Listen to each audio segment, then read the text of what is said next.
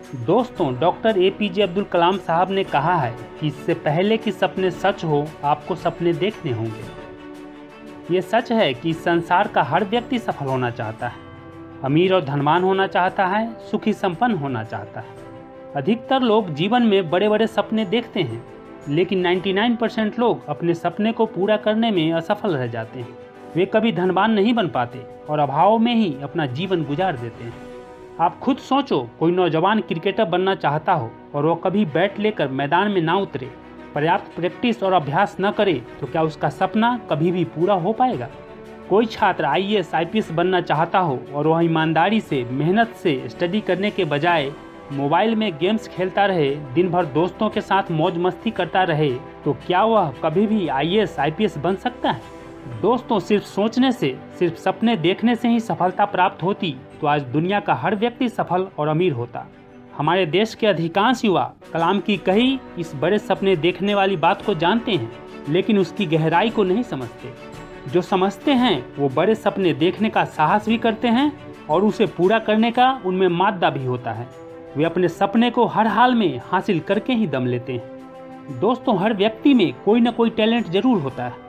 हर व्यक्ति में इतनी क्षमता होती है कि अगर वह अपने टैलेंट को पहचान कर बड़ा लक्ष्य निर्धारित कर ले और पूरी लगन और परिश्रम से निरंतर प्रयास करे तो सफलता जरूर हासिल होती है। लेकिन अधिकतर लोग अपने टैलेंट, अपनी क्षमता का इस्तेमाल 100% नहीं करते और वे मामूली कार्यों में ही अपना जीवन व्यर्थ गंवा देते हैं। शायद इसीलिए अब्दुल कलाम बड़े सपने देखने और जीवन में एक महान लक्ष्य बनाने के लिए युवाओं को हमेशा प्रेरित करते रहे। दूसरी अहम बात जो अब्दुल कलाम साहब कहते हैं वो है कि सपने वो नहीं होते जो आप सोने के बाद देखते हैं, सपने तो वो होते हैं जो आपको सोने नहीं देते। दोस्तों, हमारा देश गांव का देश है, किसानों का देश है। अपने परिवार का भरण पोषण करने के लिए हर किसान अपने खेतों में दिन रात कड़ी मेहनत करता है।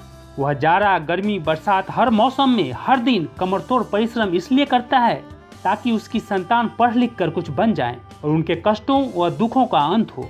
ऐसा नहीं है कि उनके लाडले उनकी इस मेहनत और परिश्रम से अनजान हैं। उनके लाडले भी अमीर बनने का सपना देखते हैं। वो भी अपने परिवार को इस गरीबी की दलदल से बाहर निकालना चाहते हैं, लेकिन करते कुछ नहीं।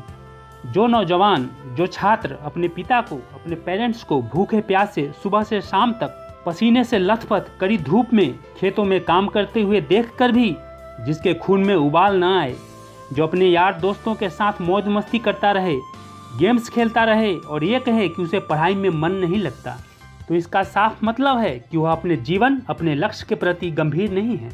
उसके सपने झूठे हैं या फिर बहुत ही मामूली हैं। क्योंकि जो व्यक्ति वाकई कुछ बड़ा करना चाहता है, जिसके सपने बड़े होते हैं, वो अपना कीमती समय यूँ गेम्स खेलने में और मौज मस्ती करने में ही व्यर्थ नहीं गंवाता। वह पूरी शिद्दत से, पूरी जी जान से उसे पूरा करने का भरपूर कोशिश करते हैं और तब तक चैन से नहीं बैठते, चैन से नहीं सोते जब तक कि वो अपने सपने, अपने लक्ष्य को हासिल नहीं कर लेते। तीसरी सबसे महत्वपूर्ण बात जो अब्दुल कलाम साहब ने कहा है कि यदि आप सूर्य की भांति चमकना चाहते हैं तो आपको सूर्य की तरह जलना होगा। दोस्तों, इस दुनिया का हर व्यक्ति सफलता पाना चाहता है, लेकिन कोई भी असफल नहीं होना चाहता। हर इंसान स्वर्ग जाना तो चाहता है, परंतु कोई भी मरना नहीं चाहता। जब तक कोई नौजवान, कोई छात्र, कोई व्यक्ति असफलताओं से डरता रहेगा, संघर्षों से, मुश्किलों और चुनौतियों से भागता रहेगा, तब तक वह सक्सेस को अचीव नहीं कर सकता। ये फैक्ट है। क्योंकि इस संसार में जितने भी महान सफल व्यक्ति हुए हैं, जिन्होंने सफलता के शिखर पर पहुंचकर अपना नाम इतिहास के सुनहरे पन्नों में दर्ज कराया है, उन सभी ने अपने जीवन में असफलताओं का स्वाद चखा है, संघर्ष और बाधाओं को झेला है। याद रखना, जिंदगी जीना आसान नहीं होता। बिना संघर्ष के कोई इंसान महान नहीं होता। जब तक हथौड़े की चोट नहीं पड़ती, तब तक पत्थर भी भगवान नहीं होता। दोस्तों, 1979 में doctor Abdul Kalam as a project director SLV-3 को लॉन्च कर रहे थे। 23 मीटर लंबा 4 स्टेज का ये रॉकेट 17 टन का वजन लेकर बड़ी शान से उड़ा और आसमान को चीरते हुए आगे बढ़ने लगा। पहला स्टेज सफलतापूर्वक पार कर सेकेंड स्टेज में दाखिल हुआ। कलाम और उनकी टीम का वर्षों का मेहनत और ख्वाब आसमान की तरफ सफर कर रहा था। अचानक सेकेंड स्टेज कंट्रोल से बाहर होने लगी, उड़ना बंद हो गया और सारा मलबा श्रीहरिकोटा से 560 किलोमीटर दूर समुद्र में जा गिरा। इस असफलता से कलाम को बहुत दुख हुआ। दोस्तों, पहाड़ की चोटी पर उतरने से पहाड़ पर चढ़ने का तजुर्बा हासिल नहीं होता। जिंदगी पहाड़ की चढ़ानों पर मिलती है, चोटी पर नहीं। चढ़ानों पर ही तजुर्बा व अनुभव प्राप्त होता है और जिंदगी मजती है और आप काबिल और मजबूत बनते हैं। चोटी पर पहुंचने की कोशिश में ही चढ़ानों का इल्म व हुनर प्राप्त होता है। 1 साल की कड़ी मेहनत और मशक्कत के बाद एक बार फिर SLV3 लॉन्च के लिए तैयार था। सारे देशवासियों की नज़रें इस पर टिकी हुई थी। 18 जुलाई 1980 सुबह 8:03 पर हिंदुस्तान का पहला सैटेलाइट लॉन्च व्हीकल उड़ा।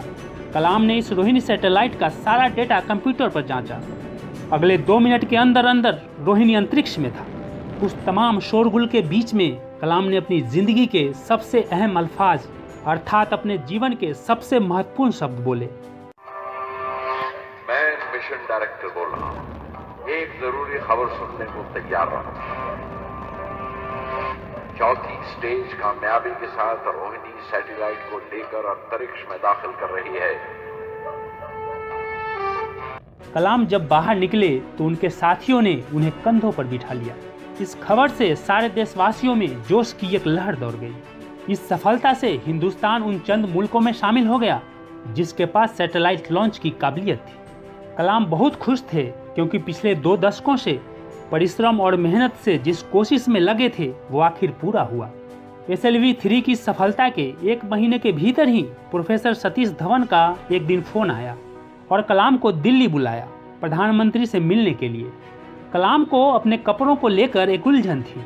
वे हमेशा से एक आम सा शर्ट पैंट और पैरों में चप्पल पहना करते थे। प्रधानमंत्री से मिलने जैसा लिबास नहीं था वो, कलाम के लिए नहीं बल्कि प्रधानमंत्री की गरिमा के लिए। उनकी उलझन सुनकर प्रोफेसर धवन ने कहा, कपड़ों की फिक्र मत करो कलाम, तुमने जो शानदार कामयाबी पहन रखी है वो काफ़ी है। दोस्तों, यदि आप भी अपने जीवन में सफलता के शिखर पर पहुंचना चाहते हैं, अपने सपने को साकार करना चाहते हैं, अब्दुल कलाम की तरह दुनिया में अपना नाम रोशन करना चाहते हैं, तो आपको मेहनत तो करनी पड़ेगी, संघर्ष तो करना पड़ेगा, चुनौतियों से लड़ना पड़ेगा, कष्टों को सहना पड़ेगा। क्योंकि कोयला भी हीरे में परिवर्तित तभी होता है जब वह बहुत दबाव को झेलता है।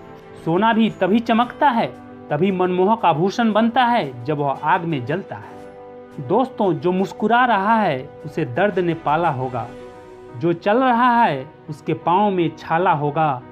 बिना संघर्ष के इंसान चमक नहीं सकता, जो जलेगा उसी दिए में तो उजाला होगा।